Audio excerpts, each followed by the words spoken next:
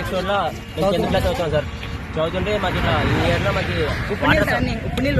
Water సమస్య వచ్చింది sir. Filter రావడం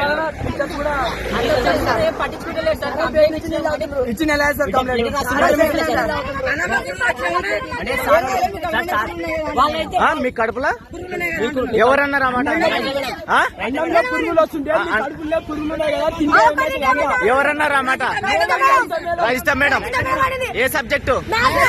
మ్యాథ్స్ సబ్జెక్టా? నీళ్లు లేక ఎన్ని రోజులు అయింది?